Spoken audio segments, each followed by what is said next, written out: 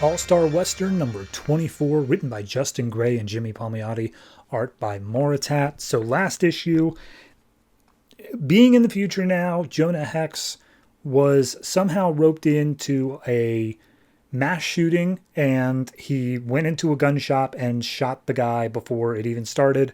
And while being held on trial, Bruce Wayne came in and said, "I got some lawyers for you, Jonah." So we get a recap page of that from the news, basically saying, like, yeah, he claims to be a dude from the past. He might be a little crazy. But once we get into the court scene, it looks like we're basically not in the trial itself before a jury. It looks like we're just moving to dismiss in general. And the basic breakdown here is that the first few pages are dedicated to, no, seriously, this guy knows stuff that like no one else should be able to know.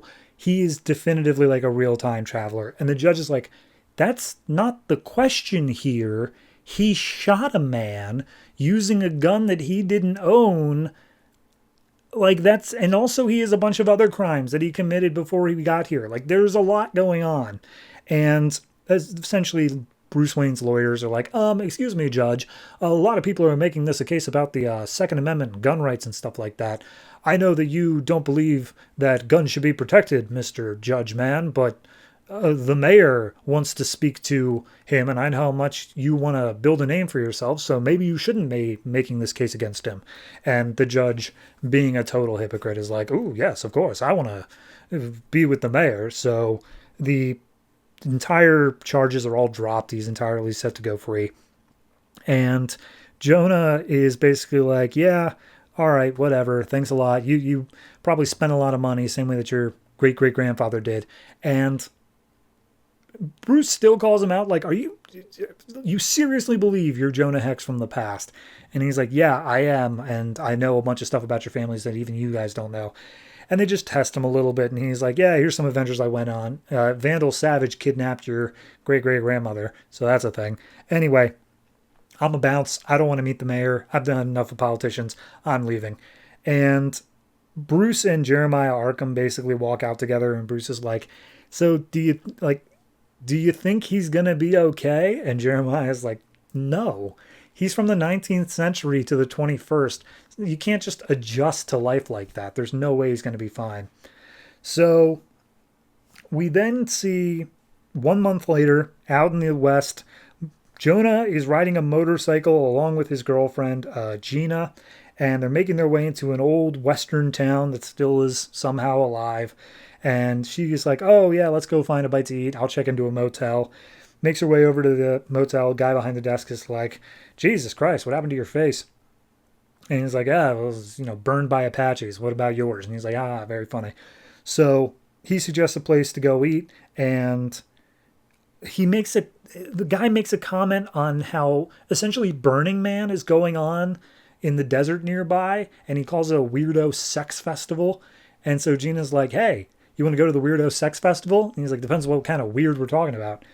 So in the bar later on, as they're getting some food, everyone's like, oh, hey, I saw you on TV. You were that guy. Did you really duck out of the way of an RPG? Like, you're so cool. You're such a manly man. And all the girls are drooling over him. And Gina's like, yeah, well, he's mine. And I'm about to go have some fun with him anyway. So let's go. So they make their way out. We see a man smoking a cigarette, watching them as they leave from the shadows. He throws down the cigarette and says, tosser. So we'll obviously get back to that.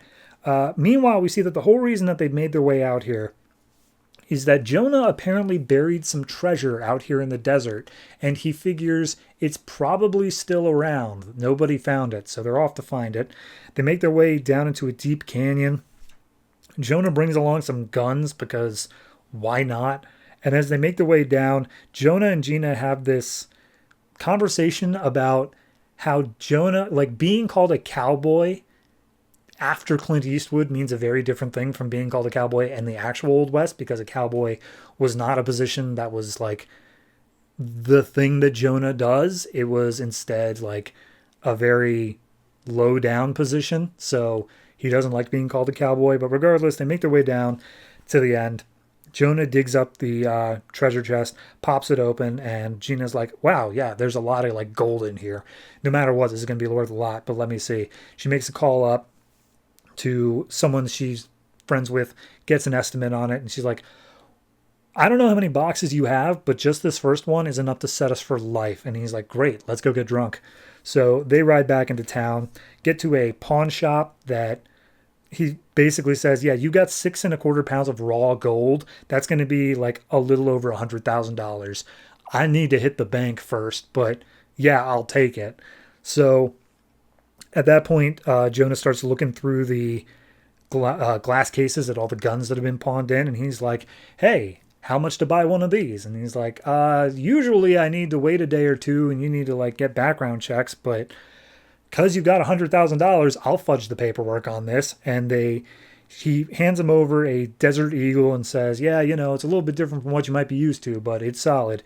And Jonah tries out the Desert Eagle on a test range, and he's like, Jesus, this thing's amazing. I'll take two. So at that point, they end up driving by Weirdo Sex Festival, and they make their way in, and Gina is immediately greeted by a woman who just kisses her.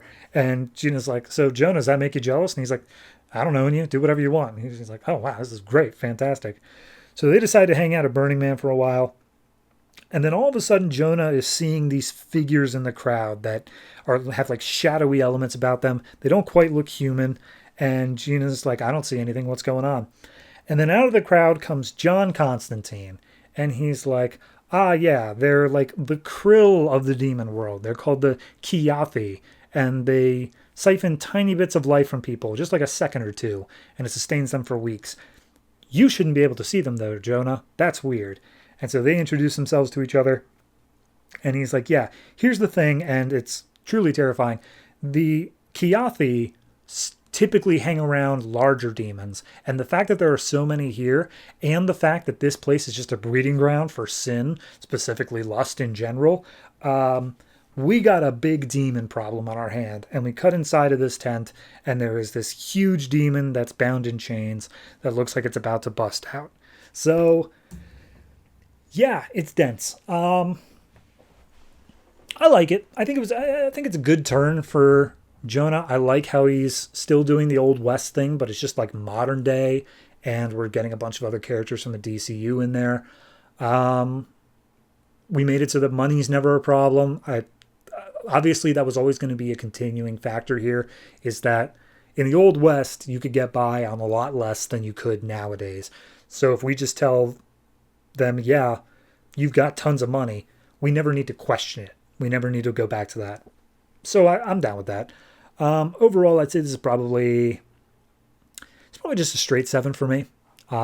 It's got some promise. I don't think that it's quite hitting on all cylinders yet.